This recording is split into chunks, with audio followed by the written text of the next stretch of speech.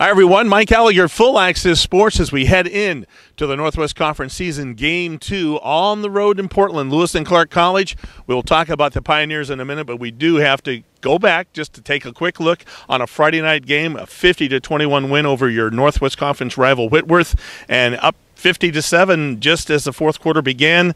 You guys look pretty good out there. I know they had some defensive lags here and there, but generally speaking, played well.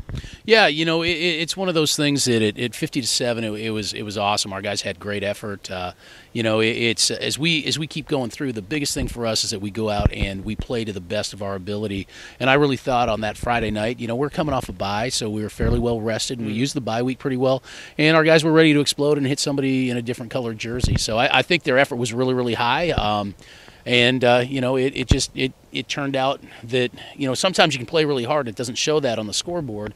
We played really hard, and it helped by us getting a lot of points and our defense keeping them off the board. It's been a while since we put 50 on Whitworth. Yeah, it has been, and it's one of those that you never expect to do that. You got to have a lot of luck, and you got to have a lot of things go your way, and you know, that happened. So I mean, it's closer than what it appears, but yeah, it was a good night. Good night for a couple of your offensive guys, certainly. Josh Dean, a great night, 331 yards, 5 touchdown passes. He was 22 of 28. That's in that 70-plus percentile range. Yeah, and, you know, we want to be about 70% when we throw the ball, and that's what we'd love to be because, you know, they're not all deep shots. Some of them are really, really short, and that we expect our talented receivers to extend plays on. But, yeah, Josh is playing really, really good football, and you know, he prepares so hard to play and focuses every week on getting better on how he can improve and absorbing the team's defense that we're about to play that it's almost we expect him to play really, really well like that.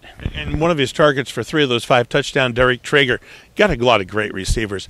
It was his night to shine, a career best for him, 11 catches, 171, 3 TDs, and he does it saying probably 20 words through the whole night. Yeah, if that, you know, and the school had him do an interview after the game, and he, you know, he talked, and it was an awesome deal for him. But with Derek, you know, he's a good player. We liked him. We knew that he would be a matchup problem for people as we got going. And what's helped us is that, you know, it's hard to cover everybody. And, you know, week 1, they didn't really cover Deshaun Grace. He had a big day, and you kind of go through our games.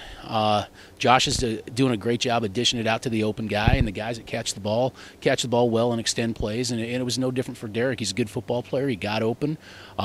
Josh threw, you know, to the open guy, and next thing you know, Derek's in the end zone. So it was really good for that guy. He's a good player, and you know, he's having a great year. 3 of your rushing leaders, of course, Josh being one of those. 55, 60 yards a game, a nice balance. Dylan Jones in there as well, along with Mr. Wyman. Mr. Baker occasionally steps in. Terrell Malley going to be back in shape. I saw him at practice. He's looking a whole lot better. It's nice to have that 1-2 punch. It is absolutely nice, and it's one of those that with Josh and with Dylan and with Taylor, those guys have been carrying the rushing load since ETBU, since the game on the sponge, and having Terrell back is going to be great because he's different than those guys too. Sure. You know, he's different. So we're really fortunate at the running back position to have 3 guys that are very experienced that you know have been in the situation before, and then you got a 4th when you throw Josh in that, you know, if they don't find a way to cover him, he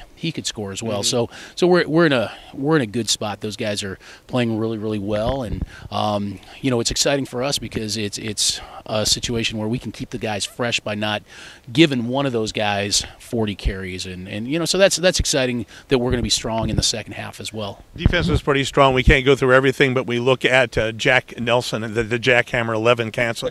Mayhem Mannion with 9 tackles. A lot of other guys getting in there with 3, 4, and 5. They were all over the field. They broke up a lot of passes. Giza with another pick. It's just been fun to watch. Oh, absolutely. You know, Jack is one of the premier linebackers in the conference, and he, you know, he was good last year, obviously, and he's just gotten better this year. And he's you know, he's one of those leaders on the defensive side of the ball that everybody looks to, and his play is always reflective of how he is. So that's exciting. And then Brendan, unable to play last year, and comes in. We didn't know really what to expect, and And in his opportunity, in his chance to, he's made the most of it. Again, coming out party at ETBU, and again he tackles for loss, making plays, and man, it's awesome to have those guys. It's one that I'm real happy for him. I'm real proud of him, and yeah, defensively we played a heck of a game, a heck of a football game from start to finish. Well, Lewis and Clark going to be up on Palatine Hill this week, and of course one of the first big close to home road games, if you will.